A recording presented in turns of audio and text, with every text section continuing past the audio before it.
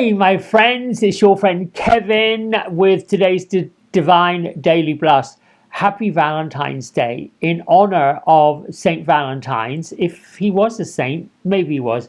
I'm wearing this t-shirt. Love is a terrible thing to hate. I happen to think and believe that hate is just misaligned energy.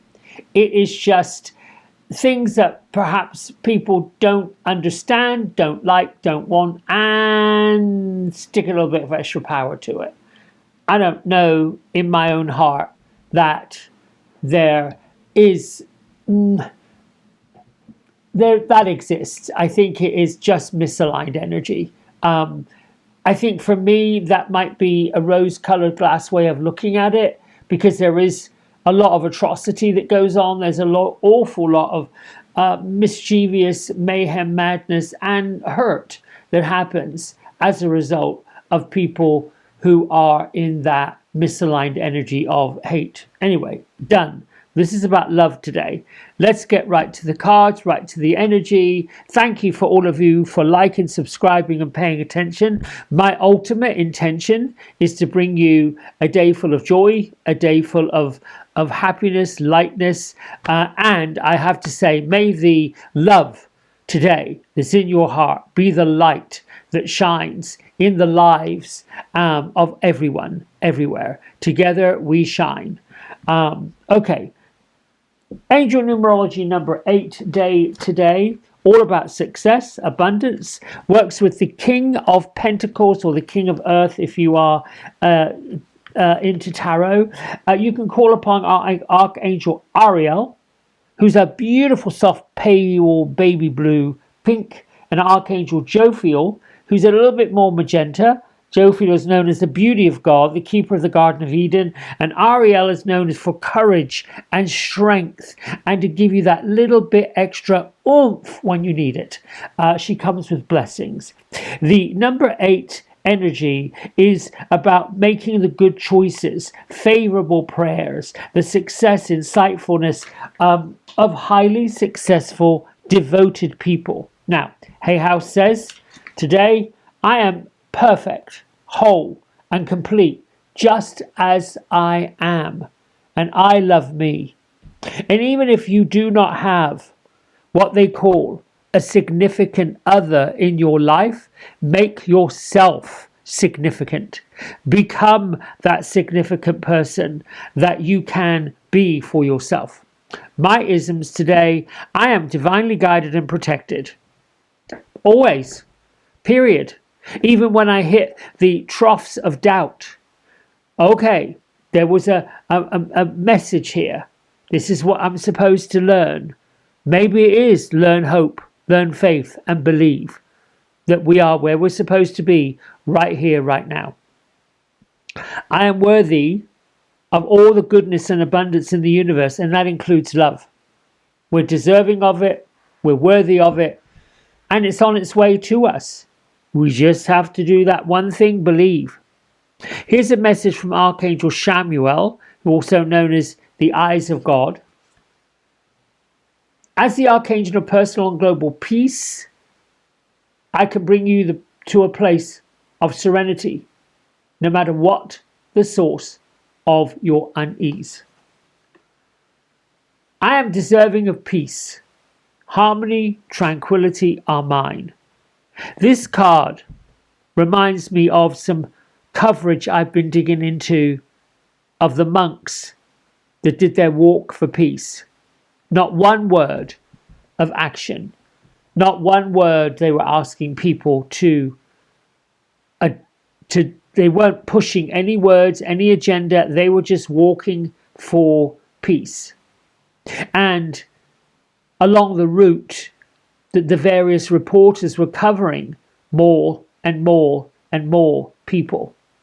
One man had a awful car accident in Georgia and was hospitalized for quite a long time, probably over a month, because the accident caused one of his legs to be amputated.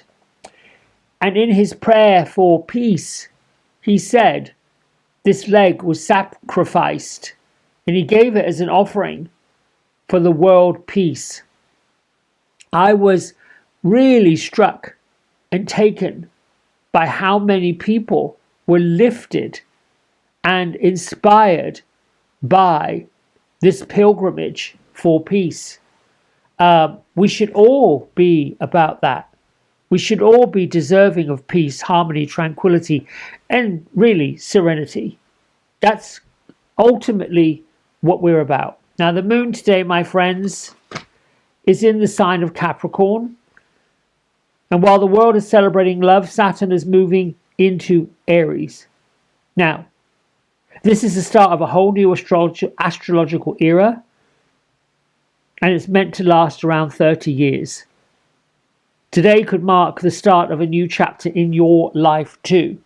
It feels like it's a new chapter in mine, starting a blank page, not really sure what to entitle it, other than fabulous serenity all across the world. Love, harmony. There are, and there is, this feeling of a big shift coming. We are all choosing to release and let go of our former selves, whoever they were, because all these outer planets have altered and changed signs, and we're moving in a direction pretty quickly.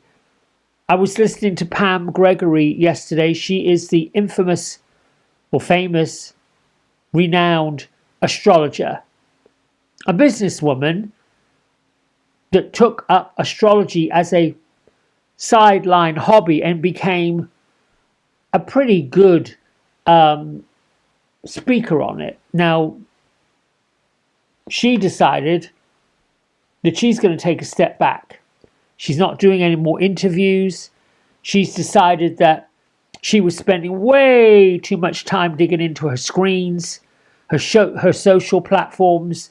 And I began to think there's something relatable to this. Sometimes when we are spending way too much time in our technological devices, we're missing this adventure of life. We're missing spending time in nature. We're missing the sound of birds singing. We're missing all of this. Now, listen, I think technology, particularly for content producers like myself, we've come a long way and they have been incredibly helpful. But my own experience, I'm not really sure how helpful Nosy Book or Instadollop or, I don't know, Flip Flop TikTok does, other than feeding an obsession of liking, being seen, getting out there, more and more and more and more people to see you, to be you. That's what I got from Pam Gregory's speech yesterday. Not what she said, just the overarching feeling that, wow, being that, in that much spotlight. And I was also reminded, I haven't watched the footage of Ilya Malini's freestyle skate, but I got the cliff notes, if you will, that he did not score as high as he had expected. And I suddenly felt a wave of love and compassion for this young 21-year-old who had the expectation of the United States Olympics team, if you will, and the world perhaps, who had put him on his pedestal and set him up to be, they called him a quad god.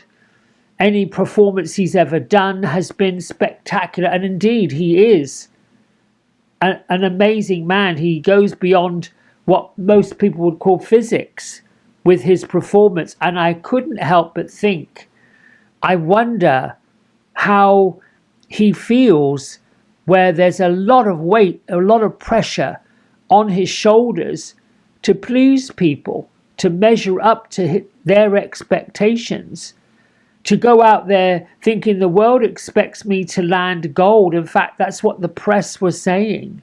He was the golden child for this Olympics. And I was reminded, wow, we should all be feeling that for ourselves rather than this person's better than that person. And I hope in my heart, not that I'd ever meet that young man, that he can find the love and compassion that he did his best. He tried his best. And perhaps now it's time to take some rest and maybe look at his life in a way that, yeah, you are brilliant. You are a gold champion. You're an Olympian. However, sometimes life serves us up some cold realities that, woof, it's a little bit of I've got to change some things. I've got to make some new decisions here. I digress. Let's move on. Raziel, been with us all week long. Look beneath the surface. Be willing to go and do the deeper work. I am willing to do the deeper work. I'm willing to step up to the call of the divine. I think watching those monks walk over 2,000 miles from Fort Worth, Texas to the nation's capital, some of them were bare feet. And some of them, one gentleman, one monk that I studied, doesn't sleep laying down. He sleeps sitting up with nothing but his robes over his head for warmth. Now, this is a devotion that they chose to do for their life. And it was reminding me of perhaps one of my own past lives, because I could relate to it. I could relate to being that monastic person, drawing the light and the love within myself, and knowing that no matter what, I can make this happen. Vajra Yogini has been with us all week long. She is the divine feminine, Buddhism, Hinduism, asking us to face the fears and transform from them and embrace the power that gives us to be able to see insight. Sometimes we're chasing so many different kinds of rainbows that we can't see that the rainbow sits within us. Now, my card of the week, yesterday was the Three of Cups. It talks about harmony, it talks about celebration. I omitted to talk about that card yesterday after I'd already shut the video down. I forgot that card. This card today is the Ace of Swords. And in this striking image, we see this elaborate sword hilt in the upright position. And it's bearing the elemental symbol of air. The elemental symbol of air is that right there in the middle. See it? The eagle has its wings outstretched like it's coming into land right down there. Whoops, there you go. And yet there's that fierce eye of the eagle in the stare. So what is this meaning? Well, the main meaning of this card and the message out to all of us is a new idea. I'm going to call it a new era, perfectly symbolizing by these images. Brand new ideas that seem to appear out of nowhere. They can even be really super surprising and shock us with such force that they aren't just passing fantasies like I'd like this or I'd like that. They end up being a force for significant changes in our lives. These kinds of ideas, these kind of, oh my goodness, things that get a hold of you, they've got their wings just like this eagle. And they're able to lift us up to different levels and carry us to different places. And there's no accident while you and I are placed here at this divine space in the divine time to make some of these really perfect, whole, complete decisions, all in the name of love. Besides being a symbol of thoughts, communication, and let's face it, my friends, Mercury, the planet of communication, has been doing some shifting and some shaking lately. This card also symbolizes that the sword is also a weapon.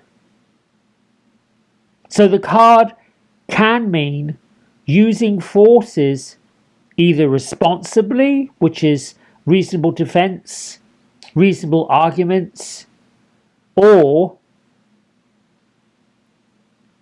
irresponsibility, forces out of anger or forces out of fear. Sometimes these ideas come up when we feel pushed. So the Ace of Swords is sort of like, you're going to have a change. It's not here yet, but it's going to challenge our action and our reaction from this moment forward, put it that way.